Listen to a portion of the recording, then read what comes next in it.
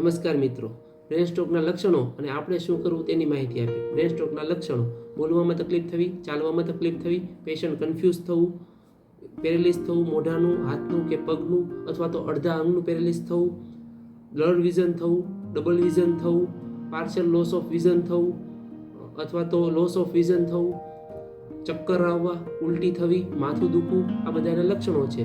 હવે જો આપણા ઘરમાં કોઈને આવું થાય તો આપણે શું કરવું એની વિશે માહિતી આપીએ.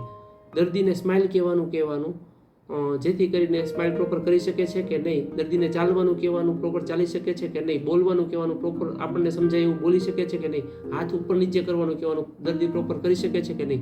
જો આમાંથી કંઈ પણ તકલીફ જણાય તો સીધા જ ડૉક્ટર પાસે જતા રહેવું, કારણ કે પ્રારંભિક લક્ષણોના 3 કલાકમાં જો ડૉક્ટર પાસે પહોંચી જઈએ તો બ્લડ ક્લોટને ઓગાળવાનું એ ઇન્જેક્શન આપે, જેથી કરીને બ્રેનને વધુ ડેમેજ થતું અટકી જાય છે અને સારા થવાની શક્યતા વધી જાય છે.